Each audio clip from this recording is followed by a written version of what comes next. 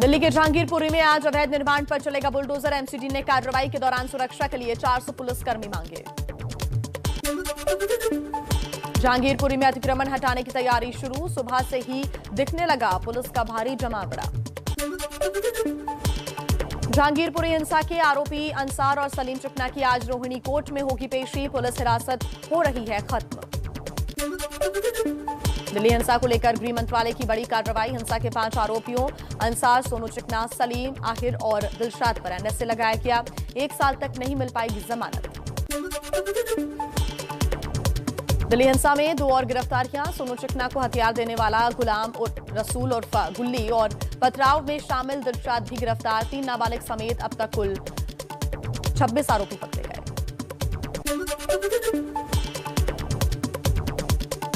दिल्ली हिंसा के आरोपी सोनू चिकना को रोहिणी कोर्ट ने 4 दिन की पुलिस रिमांड में भेजा। सोमवार को पुलिस ने किया था अरेस्ट। दिल्ली जहांगीरपुरी हिंसा का नया वीडियो आया सामने। वीडियो में दिख रहा है कि शोभा यात्रा निकाल रहे लोगों पर बोतल फेंकी गई। जहांगीरपुरी हिंसा केस में दिल्ली पुलिस ने गृह मंत्रालय को पहली रिपोर्ट सौंपी। रिपोर्ट में हिंसा को बताया सोची समझी साजिश।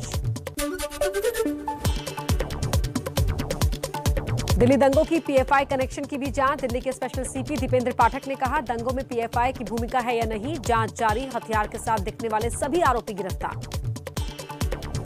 ये इन्वेस्टिगेशन का विषय है, ये तो आगे इन्वेस्टिगेशन में चीजें सामने आएंगी।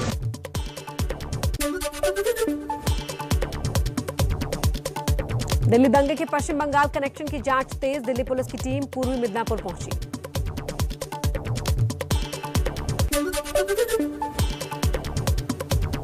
आम आदमी पार्टी का बीजेपी पर बड़ा आरोप। आप ने जहांगीरपुरी हिंसा के मुख्य आरोपी अंसार को बीजेपी का स्थानीय नेता बताया।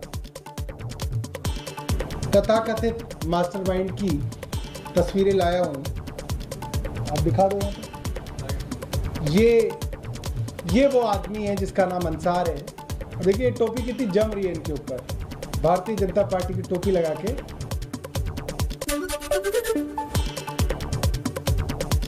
दिल्ली दंगे पर आप और बीजेपी में वार पलटवार तेज। आपके राज्यसभा सांसद राघव चड्ढा ने एबीपी न्यूज पर कहा, दिल्ली को बीजेपी ने बिना कानून व्यवस्था वाला स्टेट बना दिया। गृहमंत्री अमित शाह को इस्तीफा देना चाहिए। यहाँ कोई एलिगेशन लगाते हैं, बाद में अरविंद केजरीवाल जाके पैर पकड़कर अरुण जेटली और नितिन गडकरी का नाक रगड़ के माफी मांगते हैं। Oh I am so sorry Arun Jaitley ji, माफ कर दीजिए प्लीज, हम कोर्ट केस विड्रॉ कर लीजिए। गृह मंत्री अमित शाह जी डायरेक्टली रिस्पॉन्सिबल हैं दिल्ली की कानून व्यवस्था के लिए। तो संबित भाई, आप और मैं दोनों चलते हुए गृह मंत्री जी से उनके इस्तीफे की मांग करते हैं। बीजेपी का आरोप, दिल्ली में हिंसा से पीएम मोदी की छवि खराब करने की कोशिश। बीजेपी ने कहा, साजिश के तहत ब्रिटेन के पीएम बोरिस जॉनसन के दौरे से पहले हिंसा हुई। अभी ब्रिटेन के प्राइम मिनिस्टर साहब आ रहे हैं, तो इस देश के अक्स को और प्रधानमंत्री जी के अक्स को इसके लिए खराब करने की कोशिश करते हैं कि उनका रात दिन ये कोशिश है प्रिय प्रधानमंत्री जी की कि देश आगे बढ़े, देश नंबर 1 हो।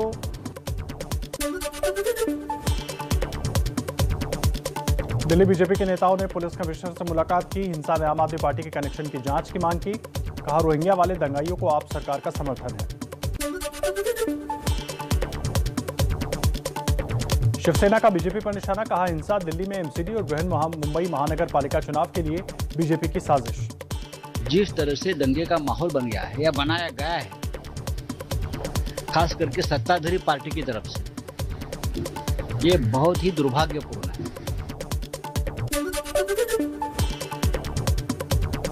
एमएनएस प्रमुख राज ठाकरे ने पार्टी के कार्यकर्ताओं को 3 मई को मंदिरों में लाउडस्पीकर पर महाआरती करने के आदेश दिए। राज ठाकरे ने 3 मई तक मस्जिदों से लाउडस्पीकर हटाने का अल्टीमेटम दे रखा है। सूत्रों के अनुसार लाउडस्पीकर की आवाज को लेकर मुंबई पुलिस का सर्वे, करीब 72% मस्जिदों ने सुबह के अजान के लिए लाउडस्पीकर की आवाज कम की। कई मस्जिदों ने लाउडस्पीकर का इस्तेमाल बंद किया। यूपी में योगी सरकार का बड़ा फैसला, अब धार्मिक जुलूस के लिए इजाजत जरूरी होगी। लाउडस्पीकर की आवाज धर्म स्थान से ज्यादा बाहर न जाए। डिप्टी सीएम मौर्य बोले, मंशा शांति रखने की है। सरकार की मंशा एकदम स्पष्ट है कि एक तो शांति व्यवस्था पूरे प्रदेश के अंदर बनी रहे। मथुरा और वृंदावन में शराब और मांस की बिक्री पर रोक रहेगी बरकरार। इलाहाबाद हाईकोर्ट ने रोक के खिलाफ याचिका की खारिज। कहा, देश में सभी समुदाय और संप्रदाय का सम्मान होना चाहिए। मध्य प्रदेश के खरगोन में आज सुबह 10 बजे से शाम 4 बजे तक कर्फ्यू में रहेगी छूट। बैंक और पोस्ट ऑफिस भी खुलेंगे। रामनवमी के दिन हिंसा के बाद से लागू है कर्फ्यू। राजस्थान के भरतपुर में दहशत के बीच दलितों के पलायन का दावा। कुम्हेर में दबंगों पर आम्बेडकर जयंती के जश्न के दौरान ऐसे समुदाय के लोगों से मारपीट का आरोप। जम्मू कश्मीर में फिर से तैनात होंगी पैरामिलिट्री फोर्स की 100 कंपनियां। 5 राज्यों में विधानसभा चुनाव के लिए वापस बुलाई गई थी कंपनियां। अमरनाथ यात्रा को लेकर होगी आवश्यकता। जम्मू कश्मीर के कुपवाड़ा में बड़ा आतंकी हमला टला। सुरक्षा बलों ने कालरूस इलाके से आईईडी समेत 10 पिस्टल बरामद किए। 17 मैगजीन और ग्रेनेड भी मिला। सुरक्षा बलों के मुताबिक जम्मू कश्मीर में अफगानिस्तान की हाईटेक तकनीक का इस्तेमाल कर रहे हैं आतंकी। इरिडियन सैटेलाइट फोन के मिले सिग्नल सुरक्षा घेरे से बचने में मदद करते हैं ये थर्मल इमेजिंग डिवाइस।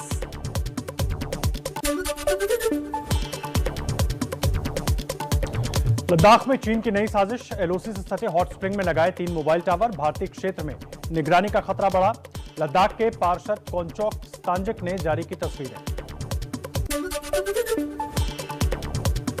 छत्तीसगढ़ के बीजापुर में नक्सली हमला। सरकारी निर्माण में जुटी 7 गाड़ियों में आग लगाई। नक्सलियों की दहशत फैलाने की साजिश।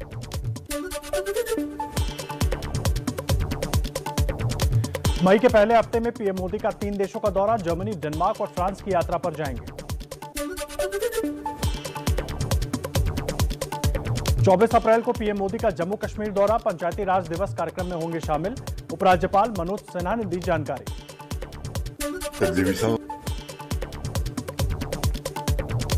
प्रधानमंत्री मोदी के गुजरात दौरे का आज आखिरी दिन। गांधीनगर में वैश्विक आयुष निवेश और नवाचार शिखर सम्मेलन का करेंगे उद्घाटन। दाहोद में आदिजाति महासम्मेलन में शामिल होंगे। पीएम मोदी ने गुजरात की बनासकांठा में बनास डेयरी का उद्घाटन किया। एक बायो सीएनजी प्लांट का लोकार्पण और 4 गोबर गैस प्लांट्स का शिलान्यास भी किया। पीएम मोदी ने जामनगर में WHO global centre for traditional medicine का उद्घाटन किया। कहा, कोरोना के समय महसूस हुआ वेलनेस सबसे ज्यादा जरूरी है। वेलनेस ही अल्टीमेट गोल होना चाहिए।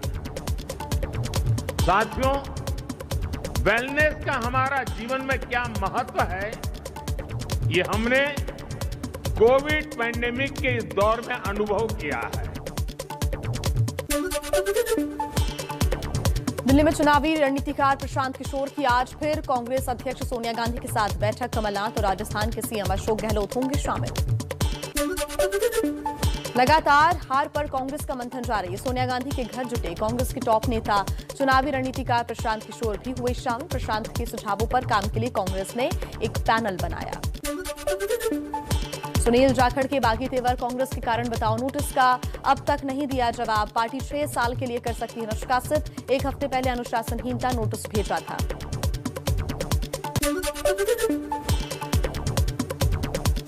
राजस्थान बीजेपी की अंदरूनी कलह सुलझाने में जुटे पार्टी अध्यक्ष जेपी नड्डा। वसुंधरा राजे समेत कई बड़े नेताओं के साथ की बैठक। अंदरूनी कलह से नाराज हैं पार्टी के वरिष्ठ नेता। पश्चिम बंगाल के हांसखाली में नाबालिग से रेप मामले में बीजेपी की फैक्ट फाइंडिंग कमेटी आज पार्टी अध्यक्ष जेपी नड्डा को सौंपेगी रिपोर्ट। यूपी के सीएम योगी आदित्यनाथ ने हिंदू बंगाली परिवारों को घर बनाने के लिए 200 वर्ग मीटर जमीन दी। 1,20,000 रुपए। खेती के लिए भी 2-2 एकड़ जमीन दी। 1970 से पूर्वी पाकिस्तान से विस्थापित होकर भारत आए थे परिवार।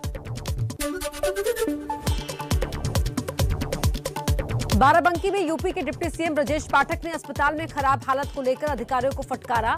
अखिलेश यादव बोले, योगीराज में ऐसा हाल मंत्री खुद शर्मिंदा है। आरएलडी अध्यक्ष जयंत चौधरी आज रामपुर जाएंगे। एसपी नेता आजम खान के परिवार से करेंगे मुलाकात।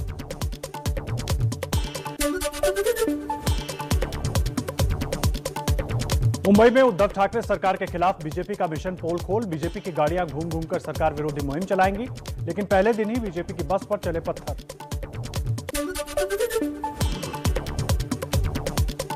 पटना में आरजेडी के पोस्टर में नया नारा लिखा, बिहार का भूमिहार आरजेडी के साथ। बोचहां उपचुनाव में भूमिहारों ने बीजेपी को वोट कम दिया। विधान परिषद चुनाव में आरजेडी के भूमिहार उम्मीदवार जीत कर आए हैं। बिहार में आरजेडी का दावा, गिरेगी नीतीश कुमार की सरकार। आरजेडी प्रवक्ता मृत्युंजय तिवारी ने कहा, जेडीयू के 1 दर्जन से ज्यादा विधायक आरजेडी के संपर्क में हैं। तेजस्वी बनेंगे सीएम।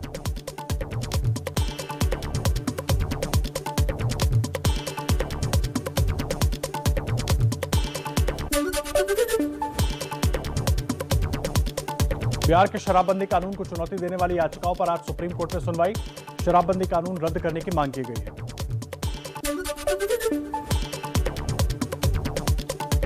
गुरु तेग बहादुर के 400वें प्रकाश पर्व के अवसर पर लाल किला पर आज से 2 दिवसीय विशाल समागम।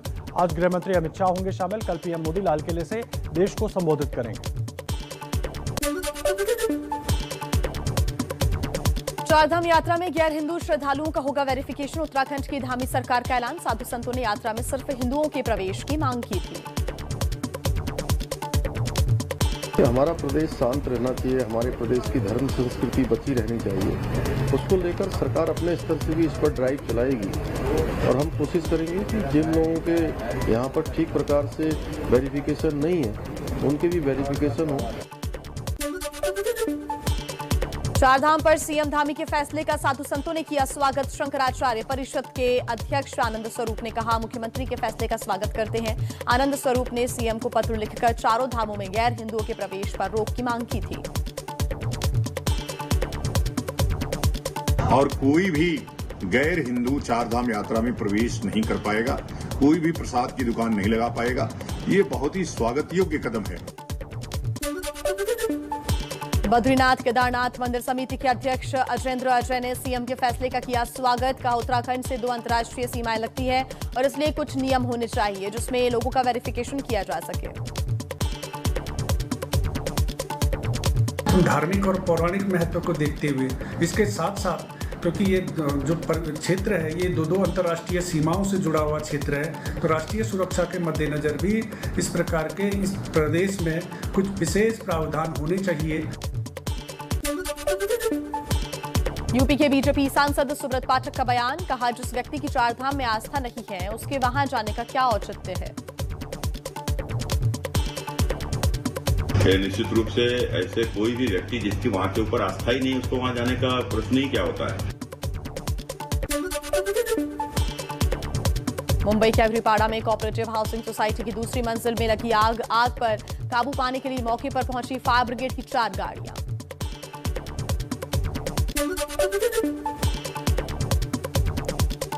महाराष्ट्र में नासिक के कुरण इलाके में आग से करीब 20 एकड़ की फसल बर्बाद। कृषि विभाग के आरक्षित क्षेत्र में शॉर्ट सर्किट के चलते लगी आग।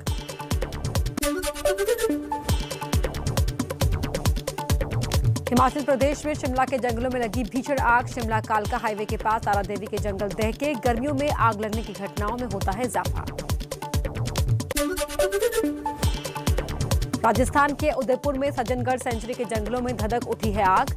आग बुझाने के लिए वायुसेना के हेलीकॉप्टर भेजे गए।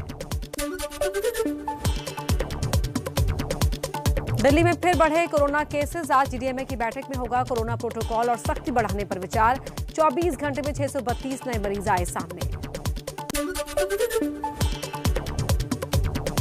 कोरोना के बढ़ते मामलों पर केंद्रीय स्वास्थ्य सचिव ने दिल्ली, उत्तर प्रदेश, हरियाणा, महाराष्ट्र और मिजोरम के स्वास्थ्य सचिवों को लिखी चिट्ठी। चिंता जाहिर की, कोरोना पर लगाम के लिए दिए सुझाव।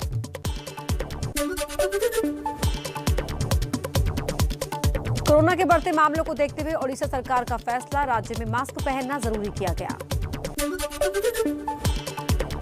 देश की तरक्की की रफ्तार पर आईएमएफ की ओर से जारी अनुमान से थोड़ी राहत और थोड़ी मुश्किल।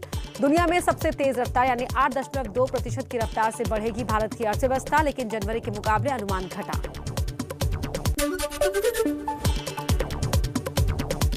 एसबीआई ने बढ़ाई ब्याज दरें, अब लोन लेना होगा महंगा। ब्याज दरों में 0.1% की बढ़ोतरी, ईएमआई पर बढ़ेगा बोझ।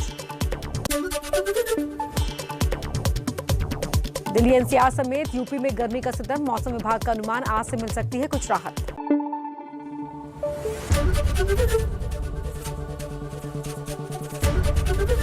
एबीपी न्यूज आपको रखे आगे।